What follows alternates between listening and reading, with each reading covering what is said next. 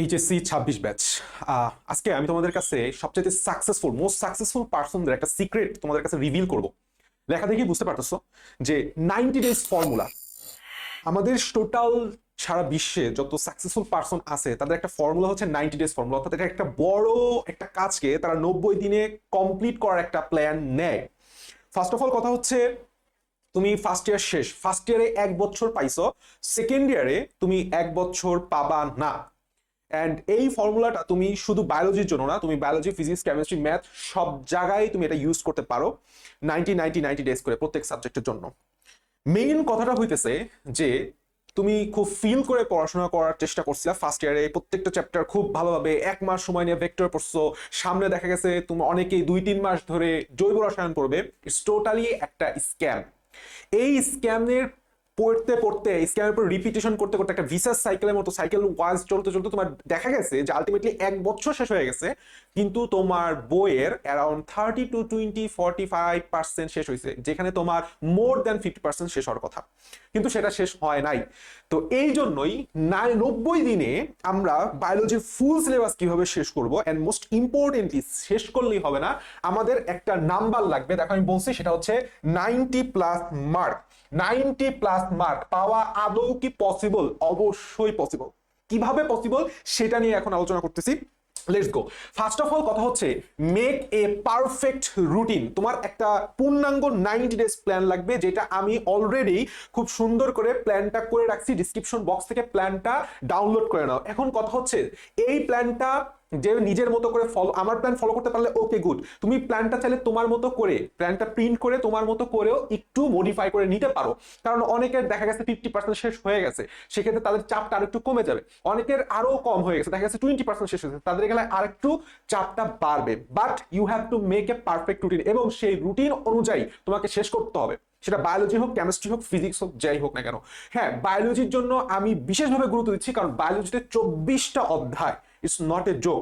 So 90 দিনে তুমি 24টা অধ্যায় তোমার মতো কমপ্লিট করতে পারলে সবচাইতে বেস্ট। না হলে বায়োলজি একাডেমিক টু অ্যাডমিশনে আমরা 90 ডেজ প্ল্যান অনুযায়ী তোমাকে সুন্দর করে শেষ করে দিব।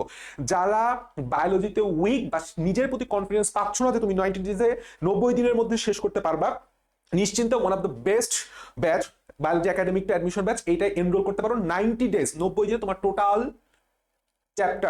সাবজেক্টটা শেষ হয়ে যাবে। এখন কথা হচ্ছে যে আমি একটা রুটিন বানাইলাম, তাহলে রুটিনটার এক্সিকিউশন কিভাবে করব তার জন্য তোমাকে ফার্স্ট অফ অল, যে ভাইয়া আমি 90 দিনের প্ল্যান করলাম, ঠিক আছে, কিন্তু সেটার এক্সিকিউট তো আমাকে করতে হবে। সেটার জন্য তোমাকে একটা এক্সাম ওরিয়েন্টেড স্টাডি, ভাইয়া এক্সাম ওরিয়েন্টেড স্টাডি মানে হইতেছে topic based study. Topic base তুমি যদি রুটিনটা ডাউনলোড করে রাখো, দেখবা যে আমরা প্রত্যেক ডে 1 বাই ডে 90 থেকে প্রত্যেকটা টপিক লিখে দিয়েছি যে এই টপিক তোমাকে ওই দিনের মধ্যে শেষ করতে হবে। সো মেইন কথা হইতেছে টপিক বেসড পড়াশোনা করতে হবে। বায়োলজিতে টপিক বেসড পড়াশোনার কোনো বিকল্প নাই।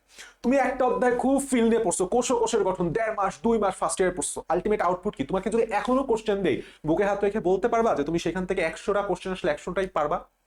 সো মেইন কথা হচ্ছে, আমি যদি তোমাকে বলি বোটানিতে টোটাল 30টা টপিক অ্যান্ড জুওলজিতে টোটাল 46টা টপিক, আমার অ্যানালাইসিস করার মতে আমিও তোমাদের মতো বইটা পড়ছি, অ্যান্ড তোমাকে অবশ্যই টেস্ট পেপার অ্যানালাইসিস করতে হবে, সাথে সকল ধরনের বই, ফার্স্ট পেপার বলো, হাসান স্যার, আজমল স্যারের সকল বই অ্যানালাইসিস করে টোটাল বোটানিতে 30টা টপিক এবং জুওলজির 46টা টপিক আছে। এর বাইরে কোনো সিকিউ আসবে না। তাহলে তুমি সারাদিন ধরে বই পড়ে ছালাফালা করে ফেললা, কিন্তু আলটিমেটলি তোমার টপিকটা তুমি ঠিক মতো আত্মস্থ করো নাই, মুখস্থ করো নাই, পরীক্ষার হলে তুমি এক্সিকিউট করতে পারবে না, তোমার নাম্বার বললাম আলটিমেটলি কমে আসবে। তাহলে টপিক বেসড পড়াশোনা করতে হবে, টপিক অ্যানালাইসিস করে পড়তে হবে।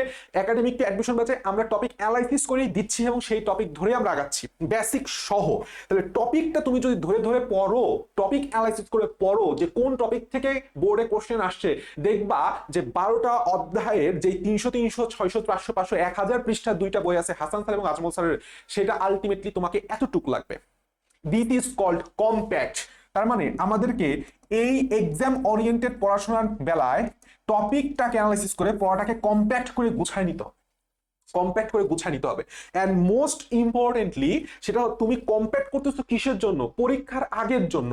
এক্সাম ওরিয়েন্টেড এই জন্যই বলছি যে পরীক্ষার আগের দিনে পরীক্ষার আগের দিনে তুমি কি পড়বা সেটাকেও বললাম তোমাকে গুছায় আনতে হবে। পরীক্ষার আগে এক সপ্তাহ তুমি কি পড়বা সেটাও তোমার গুছায় আনতে হবে। আমার মেইন থিমটা তোমার কাছে পৌঁছাচ্ছে কিনা সেটা হচ্ছে তোমার টোটাল চ্যাপ্টারটা, বায়োলজি একটা বড় চ্যাপ্টার, 24টা চ্যাপ্টার, প্রত্যেকটা চ্যাপ্টার কমপ্যাক্টলি তোমার মাথার মধ্যে সেভ থাকতে হবে। কথা বোঝা গেছে? এখন আসো 3 নাম্বার পার্ট, সেটা হচ্ছে এমসিকিউ প্রিপারেশন। এমসিকিউ প্রিপারেশনের জন্য সবচাইতে বেস্ট ফার্স্ট অফ অল হচ্ছে বায়োলজির বেলায় বই দাগায় পড়তে হবে ভাই। বই দাগানোর কোনো বিকল্প নাই। তুমি যেই অ্যাসপিরেন্ট হও না কেন, আইদার মেডিকেল ভার্সিটি কিংবা তুমি ধরো বায়োলজি দাগাবা না, এরকম অ্যাসপিরেন্ট হও না কেন, তোমাকে বই দাগায় পড়তে হবে। আমাদের বায়োলজি ব্যাচেও বই দাগাই দিচ্ছি এবং এটাকে তোমাকে কোশ্চেন বলেও দিচ্ছি যে এইখান থেকে কিভাবে কোশ্চেনটা আসে। তাহলে তোমাকে এই অ্যানালাইসিসটা করতে হবে যদি তুমি নিজে নিজে প্রিপারেশন নাও। Very very very much important. অবশ্যই আমাকে বই দাগায় পড়তে হবে অ্যান্ড আমাদেরকে এমসিকিউ সলভ করতে হবে। এই জন্যই বললাম বায়োলজি একাডেমিক অ্যাডমিশন ব্যাচে এমসিকিউ সলভ ক্লাসও অ্যাড করা হইতেছে, এটা একটা প্লাস পয়েন্ট। এবং সাথে সাথে আমাদের CQ solve class already add হওয়া শুরু করছে। ভালো কথা। তাহলে আমরা এতক্ষণ পরে বুঝলাম যে আমাদের এমসিকিউ প্রিপারেশনটার জন্য গুরুত্বপূর্ণ। তার জন্য এক, আমাকে বই দাগাইতে হবে, দুই, এমসিকিউ সলভ করতে হবে। এমসিকিউ কি কি সলভ করব? 100% আমাদের বোর্ড এমসিকিউ সলভ করতে হবে। বোর্ডের সাথে সাথে আমাদের কলেজ যে কোনো সাপ্লিমেন্ট বের হবে, কিছুদিনের মধ্যেই সাপ্লিমেন্ট বের হয়ে যাবে বা টেস্ট পেপার, পুরাতন টেস্ট পেপার নিয়ে সেখান থেকে বোর্ড আর কলেজের এমসিকিউ সলভ করো। অ্যান্ড মোস্ট ইম্পর্টেন্টলি যারা মেডিকেল অ্যাসপিরেন্ট তারা medical question bank plus DU question ব্যাংকটা সলভ করো। এই দুইটা কোশ্চেন ব্যাংক সলভ করা প্রত্যেকের জন্য আমি মনে করি ফরজ বায়োলজির বেলায়। ওকে, অ্যান্ড এটা হচ্ছে সবচেয়ে বার্নিং একটা কোশ্চেন এবং কি বলবো আজকের ক্লাসের বা আজকের টোটাল ভিডিওর একটা ক্রিম টপিক, যে বায়োলজি মুখস্থ করার একটা টেকনিক আছে। যে জিনিসটা আমি অনেক ঘাটতে ঘাটতে ঘাটতে এবং সাফার করতে করতে আমি আসলে বের করলাম। আমার হাফ ইয়ারলি পরীক্ষায় বায়োলজি ডিভাস্টেটিং অবস্থা, আমার মার্কস ছিল 62 অ্যান্ড সেটা আলটিমেটলি আসছে 87-এ। কিভাবে? মেইন কথা হচ্ছে বায়োলজি তোমাকে মুখস্থ করতে হবে। যেটা যে বলে যে বায়োলজি মুখস্থ করার দরকার নাই, ভাই 10 টাকা নেন, আসসালামু আলাইকুম। মেইন কথা বায়োলজি তোমাকে মুখস্থই করতে হবে, আইদার তুমি বুঝে মুখস্থ করো বা না বুঝে মুখস্থ করো, মুখস্থ তোমাকে করতেই হবে। তাহলে মুখস্থটা কিভাবে সহজে করা যায় এইটা তোমার কনসার্ন হওয়া উচিত। ফার্স্ট অফ অল মন মানসিকতা ঠিক করো, সেটা বুঝে নাও, এটা মনকে বোঝাও যেটা মুখস্থ করতেই হবে, বাট কিভাবে সহজে মুখস্থ করা যায় সেটার একটা টেকনিক তোমাকে দেই। দেখো ফার্স্ট অফ অল কথা হচ্ছে, ধরো আমি কোন একটা টপিক পড়তেছি, সে টু সে আমি কোষ প্রাচীরের যে গঠনটা আছে, সবাই এটা পড়ছো, কোষ প্রাচীরের গঠনটা আমি মুখস্থ করব মানে কি আমি পরীক্ষায় কিভাবে লিখবো সেটা হচ্ছে আমাদের কনসার্ন। আমার পরীক্ষায় এখান থেকে 3 মার্ক অথবা 4 মার্কের গ অথবা ঘ আসবে, তাহলে আমি কিভাবে এটা দিব সেটা আমার কনসার্ন। আমার বললাম pie to pie, line by line মুখস্থ করা লাগবে না, এইটা মাথায় ঢুকাও। আমি সবার প্রথম এখান থেকে বের করতাম কি পয়েন্ট কি আছে। যেরকম কোষ প্রাচীর লেখার সময় আমি শুরু করব কোষ প্রাচীর কিভাবে গঠিত হয়, আর ফার্স্টে আমি পড়বো হচ্ছে মধ্য পর্দা, তাহলে আমি মধ্য পর্দা লিখবো।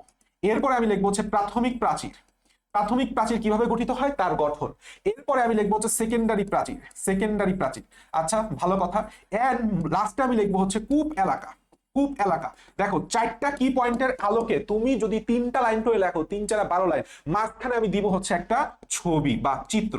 সো দ্যাটস দ্য আইডিয়া কিভাবে তুমি সহজে কোন একটা টপিককে পরীক্ষায় পারার জন্য বা পরীক্ষায় লেখার জন্য মুখস্থ করবা। প্রত্যেক লাইন তোমাকে মুখস্থ করা লাগতেছে না, তুমি মধ্যপর্দা সম্পর্কে এনাফ জিনিস জানো। মধ্যপর্দা কখন গঠিত হয়? টেলোফেজ পর্যায়ে। মধ্যপর্দা কি দ্বারা গঠিত হয়? পেকটিন জাতীয় ভেসিকল এবং সাইটোপ্লাজম থেকে আসা ফ্রাগমোপ্লাস্ট।